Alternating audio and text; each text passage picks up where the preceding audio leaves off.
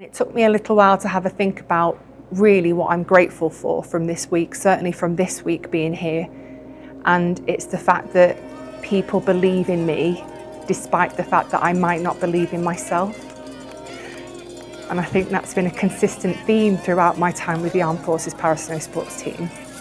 I don't have a great deal of confidence in myself and in my ability, but everybody else around me does, and they seem to be able to see something that I can't. And I think something that I'm going to take away from this is actually I can achieve things that I perhaps think that I'm incapable of achieving. And I feel as though I'm just wealthy in the friends and the support that I have around me. And that's really, really special. So, yeah.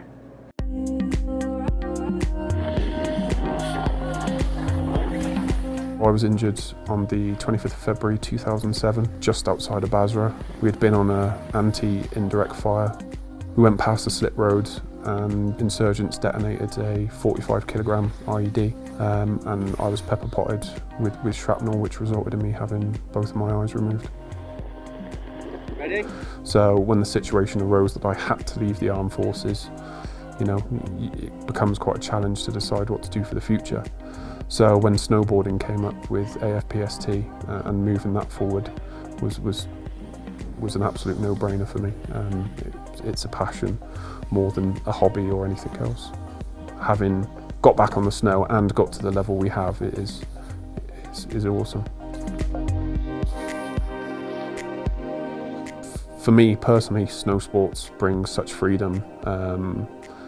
In the majority of my life, being totally blind, you know, I'm bound by a cane or assistance from somebody else in you know, just doing little things like going to the shops or so on.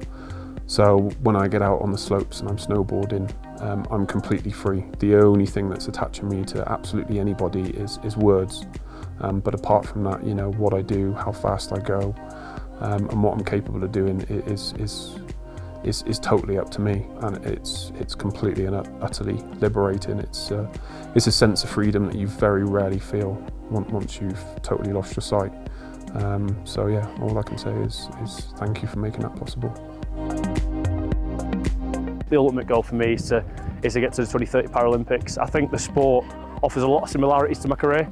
It's uniformal, it's regimented, you get to travel, you get to represent the country and you're around like-minded people. It's the only thing that I've been introduced to so far since looking at a medical discharge that has such a crossover and has such a relation to the army that it's just an easy transition for me. For them personally, in terms of the skiing and what they've provided for me, they've funded my trips abroad with the GB development team. They've supported me in terms of accommodating me, food, networking, putting me in touch with all the different communities within the skiing, and has basically put me into the position where I am now. To say that last year was the first time that I touched snow in over 4 years, to now saying that I'm on a GB development pathway within a 12-month period of being introduced to the snow again is all down to the AFPST. And if it wasn't for me coming onto the trip last year, I wouldn't be exactly where I am now. It's a really freeing feeling, being on two skis again. Almost feel normal again. You know, when you're carving, apart from when the ski foot bounces back and sends you on a wobble and reminds you that it's not all there, 90% of the time it's just I'm skiing on the slope and I'm now better than I was 10 years ago. And when I am just flying down the mountain, you don't really think about it. And when I'm getting on and off the lifts, you know, I just feel normal. You know, it's a great feeling. I think competition's just the best feeling to force you to push yourself.